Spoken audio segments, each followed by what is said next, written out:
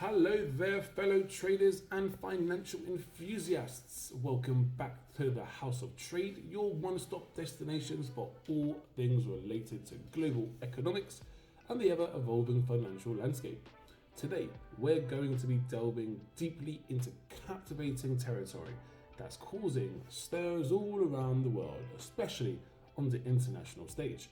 The rising tensions among the BRICS nations and their strategic moves to challenge the supremacy of the US dollar. Now, you won't believe the recent developments that are unfolding, particularly with the escalating tensions involving Russia, China, and of course the United States. Just last week, the Russian embassy in Kenya made a statement that raised some eyebrows worldwide. Brace yourselves, the BRICS coalition, consisting of Brazil, Russia, India, China, and South Africa, are gearing up to launch a groundbreaking trading currency. And get this, it will be backed by none other than the age-old favourite gold.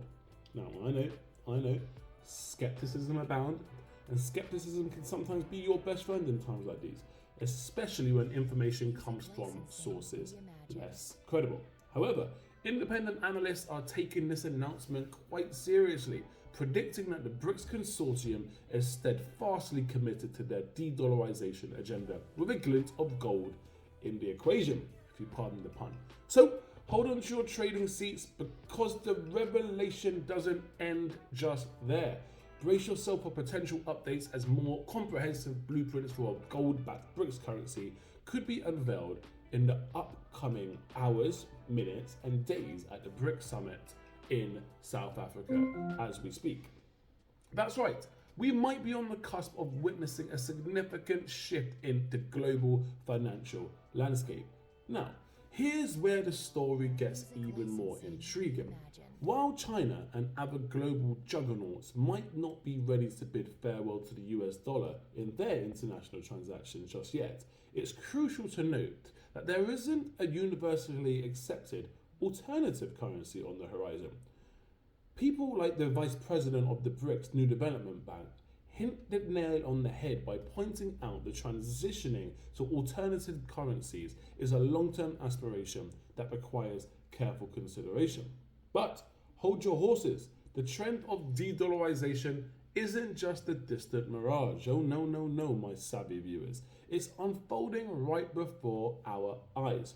Foreign reserves held in US dollars have been gradually dwindling over the past few years, marking a subtle yet impactful shift in the global economic paradigm. Take Russia, example. It had no choice but to explore alternatives to the dollar after it was put on a blacklist. From the SWIFT international payment system, which is like the who's who's of interconnected transactions around the world. What's even more intriguing is that other nations are taking heed of this retaliation and this retaliatory maneuver, a move that the US didn't even resort to during the Cold War.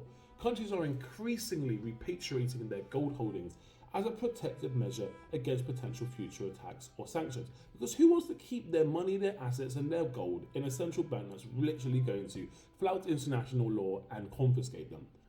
But the saga doesn't end there. China, a major player on the global stage, is also making strategic moves and overtures. Remember when President Joe Biden referred to China's Xi Jinping as a dictator? The situation understandably escalated rapidly, with China imposing export controls on crucial commodities, including the highly sought after rare earth metals, which we've spoken about before. Brace yourself for this nugget of information. The United States relies on China for nearly 100% of these metals, which are crucial for advanced technology and energy applications.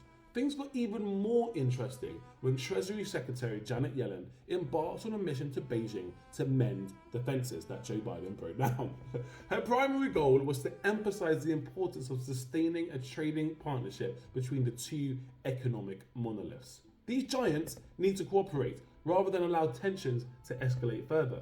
Now, implicit in her plea to China is the potential consequence any attempt by China to shift away from the United States dollar and engage in trade using an alternative gold-backed currency could be interpreted as a hostile escalation. So what does that tell you? If America are literally posturing and positioning to punish China for using a gold-backed currency, it means that could be on the horizon. Because with Russia's isolation and the assertiveness of America, the idea of a BRICS currency is actually gaining momentum. Do you remember Lula da Silva's critique of the United States dollar dominance at the Paris summit? He even proposed a BRICS currency, a topic slated for discussion at the upcoming South African summit. Russia is keen on this due to sanctions, but can it actually work? Well, let's talk about the conceivability and the feasibility. So, conceivably, it could work. A currency could be backed by commodities more reliable than the dollar, but not everyone agrees. Some see it as China's political power move, doubting the BRICS diverse economies could even sustain a common currency. Now, the originator of the term BRICS is a man called Jim O'Neill, and his perspective is quite interesting. If the US dollar loses its dominance due to a shift in the world's largest economy, it might not be bad for the United States. But until the BRICS offer a credible alternative for their savings, the dollar's reign isn't likely threatened. And that's quite true. BRICS countries are moving towards a local currency, lending and trading, led by the BRICS New Development Bank, which is a welcomed initiative. It's the first step to self-determination. However, a fully fledged BRICS currency is a complex journey. Russia and China's ambitions could spark change, but the road ahead is very uncertain. Now, you might be wondering, how does all of this affect my investments? Well, it's an excellent question, of course, and here's the answer. Well, a semblance of an answer. The mere contemplation of a gold-backed currency by the BRICS nation is enough to send ripples across central banks and individual investors alike. If gold's role as a global alternative currency gains momentum, you can bet your trading portfolio that its price trajectory will likely reflect this shift. But wait, there's more. Let's circle back to the concept of a BRICS currency and its potential to challenge the dominion of the United States dollar. The implications are massive, and that's without me being exaggerative whatsoever. But the story is far from over. So you need to buckle up and stay tuned for further developments on this groundbreaking financial narrative, because the times are moving quickly and changes are happening apace. Recent developments regarding the BRICS economic bloc are truly intriguing. There's 6 new countries poised to join the current BRIC members, including Brazil, Russia, India, China, and South Africa. This expansion is significant, bringing Argentina, Egypt, Ethiopia, Iran, Saudi Arabia, UAE into the fold. This is huge news. What's particularly noteworthy is the geopolitical implications of this expansion. As the BRICS grow, it's inevitably raising question about Beijing's increasing influence on the global stage, with China and Russia playing pivotal roles in the bloc, especially amid their strained relations with the West. It's clear the BRICS is evolving into a more influential voice advocating for the developing world, and the global south. This expansion, along with its existing economic and political clout, solidifies BRICS' position as a prominent player in international affairs. And about time too. De-dollarization is apace. The exorbitant privilege of printing the reserve currency has led to atrocities around the world, physically, financially, socially, culturally, and humanly. So the BRICS group, despite its diversity in terms of geography, culture and development, has emerged as a formidable bloc with several powers that demand attention. So let's go through these in a little bit more detail. Let's start with economic power. First and foremost, the BRICS nations wield immense economic clout and power. Collectively, they account for approximately 42% of the world's population and nearly a quarter of the global GDP. Think about that for a second. That's truly astonishing. This economic strength has allowed them to exert influence over international financial institutions, challenging the established order dominated by the West. And in my book, that is something quite remarkable and much needed. We must also talk about the geopolitical influence. The BRICS nations are not just economic giants, they also carry considerable geopolitical clout. Each member has its unique strengths. Russia's military might and energy resources, China's manufacturing prowess and growing technological advancements, India's massive young population and democratic influence, Brazil's agricultural and natural resource wealth, and South Africa's strategic location in Africa all contribute to their collective influence. Not to mention Egypt, Saudi Arabia, UAE, Ethiopia, huge economies with massive populations which are young, diverse, and have dynamism within them. But how about multilateral diplomacy? There's nothing short there either. One of the powers of the BRICS is their commitment to multilateral diplomacy.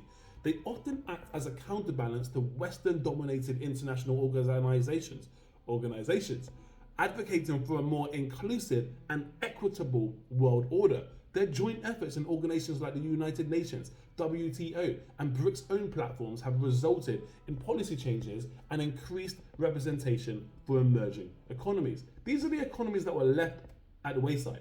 The ones that don't have the privilege of having reserve currencies, the ones that don't have the privilege of being able to draw from capital markets, and the ones that are deemed as below investment grade and so have to pay huge interest rates on development.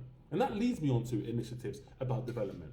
The BRICS nations have initiated various development projects and collaborations, such as the New Development Bank, also known as the NDB. The NDB serves as an alternative to traditional Western-dominated financial institutions, providing loans for infrastructure and sustainable development projects in member countries and beyond. And this is very important because there's such a thing as the interest rate apartheid, and it tends to be these countries that are developing, emerging, and less economically diverse that have to pay exorbitant amounts of money to develop, to get loans, and to raise financing. So how about the soft power that these nations can attract? Beyond hard economies and geopolitical power, the BRICS nations also exercise significant soft power. They are centers of culture and heritage, and they have rich and diverse histories. Their ability to influence global narratives, legislation, their cultural values, and promote diplomacy through cultural exchange should not be underestimated. So remember, information is your most potent asset, and staying informed is essential to making informed investment decisions. Thanks for tuning into the House of Trade, and until next time, happy trading and keep those investments flourishing. Keep an eye on the BRICS and what they represent to the emerging world and to the anti-Western dominated narrative. If you've liked my content, please do share, like, subscribe, follow, hit the notification bell. You know all of the rest. My name is Justin Bantam. This was the House of Trade. Until next time, stay safe and happy trading out there.